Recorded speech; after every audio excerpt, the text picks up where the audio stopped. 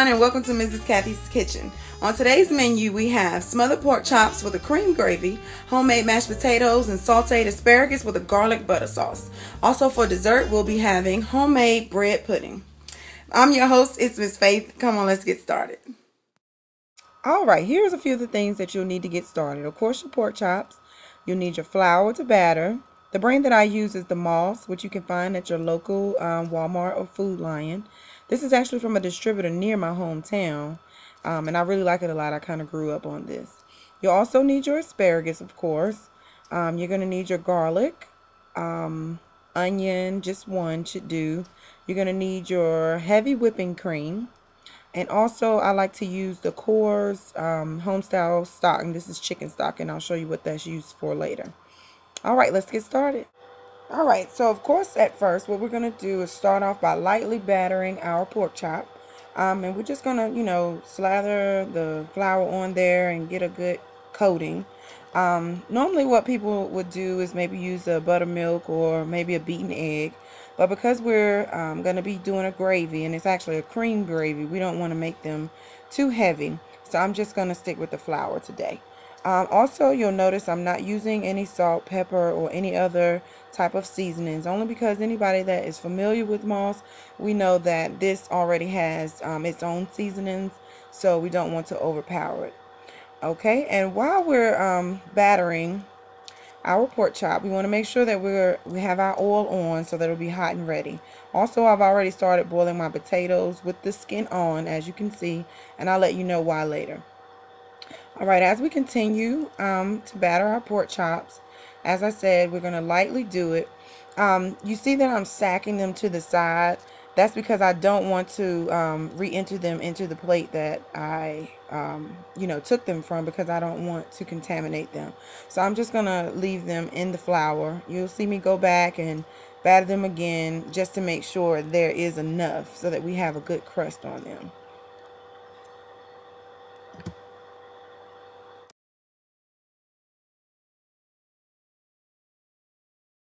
Alright, looks like we're all done. I'm going to go ahead and wash my hands.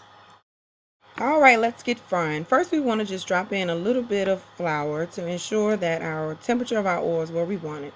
Lightly tap in the end of your meat just to ensure that the temperature is good.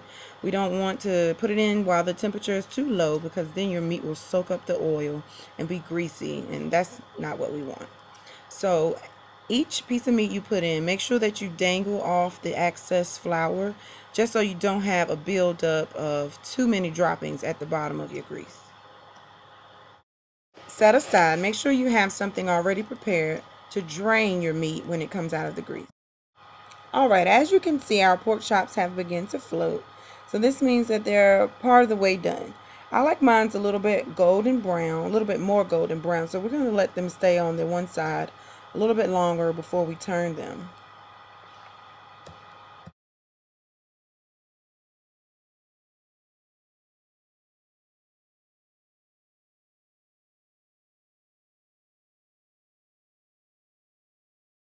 Alright, our first batch is done.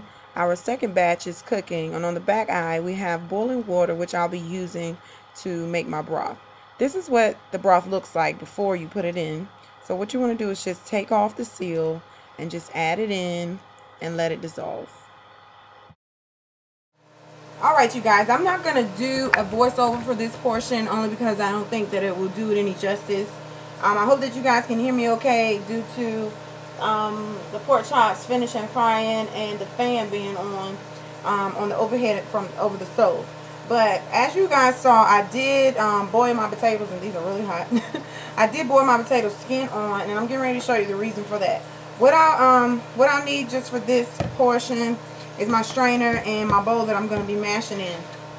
Now, what I'm going to do is just take a plain butter knife, as you see, and I'm just going to, I can do this one since I kind of started it. It's really hot. But you can just basically just scrape down, and you can see how easy that is to peel. So this cuts down time, and it makes it a little bit easier for you. So I don't know if you guys want to time me. Maybe I'll time it when I edit the video. But this is a lot better than sitting there wasting all that time trying to peel them before you boil them. So this is a lot easier, and this is one of the tricks that I learned from my mother. She does this when she makes her sweet potato pies, and they work great on sweet potatoes. So I said, hey, why wouldn't they work on potatoes? And voila, they do. So I'm gonna go ahead and get this done.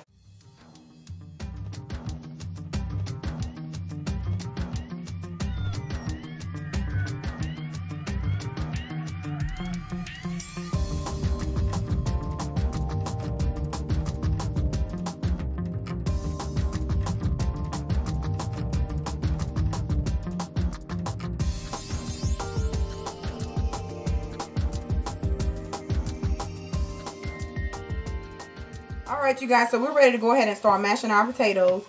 These are just 4 potatoes, so the measurements that I'm going to be using are going to be based upon that. I'm just cooking for me and my husband, so this is all I'm going to be using. If you're going to be cooking for a larger crowd, you might have to adjust your measurements accordingly. And again, this is my mother's recipe. Now, you know, you guys, I'm a country cooker, so we don't really use measurements. So I'm going to try to do my best. So you guys hang in there with me.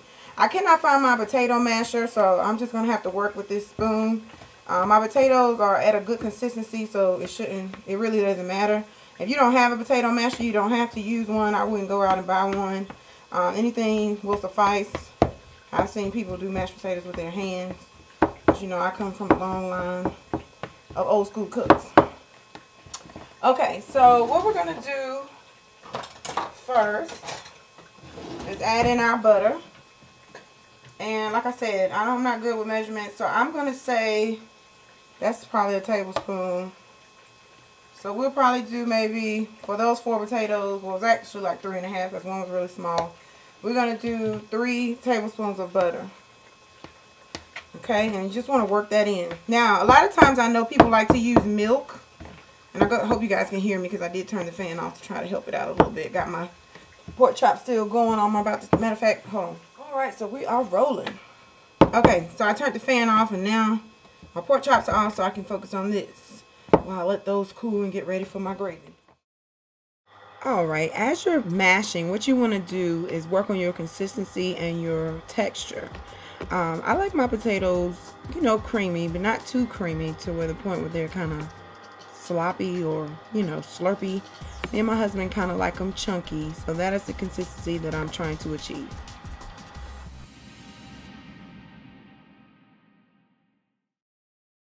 Okay, so I think that's about right.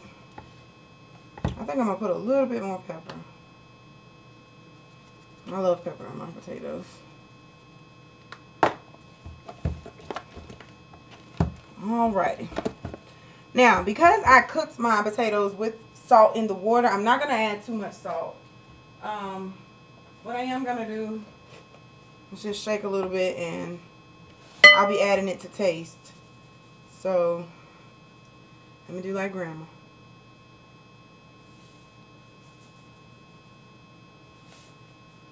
Okay, so that's probably all I'm going to do. We don't need all that salt.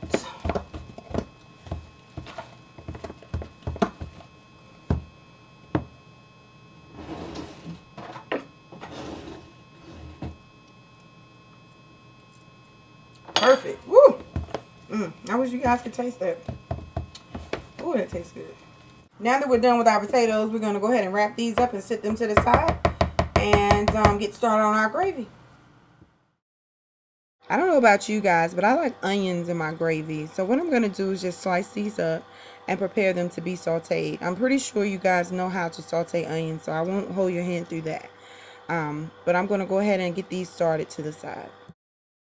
These are the drippings left over from frying. What I'm doing is just adding in flour to thicken it up for the gravy. You can add in as much as you like. I really don't have a measurement. Once you get it to the consistency that you want, you can start adding in the broth. As you guys have noticed, I have not added any salt or pepper. I'm allowing the broth and the flour to season the gravy for me. At this point, I'm going to go ahead and add in the heavy cream, and this is why this is called a cream gravy. This is a little bit different from your traditional flour-based gravy, even though it does have a little bit of flour. This is mostly for thickening purposes. Alright, so we're going to add in the rest of our broth and get ready to add our meat back in. So the pork chops that you have resting over to the side, you can now go ahead and add them back in. What you want to do is give them a nice toss, and this is just to ensure that it's coated on both sides. At this point, what we're going to do is let our pork chops simmer, and this is just to make sure that we soften our pork chops up a bit. I love the cream-based gravy. It's a lot different from the regular flour and water-based gravy. It has a different texture, and it's a lot more flavorful. Alright, well, let's speed things up a bit. We're going to go ahead and work on our asparagus. So first we want to start with our garlic. We're going to go ahead and open them up just by giving them a nice bang from our knife, and then that makes it a little bit easier to peel. So for this, for the amount of asparagus that we're going to be cooking, we're only going to use around 3 garlic cloves. So once you've gotten them, open and peeled, you can go ahead and start slicing them. Try to get them sliced as thinly as possible, and this way they will infuse the butter a lot easier.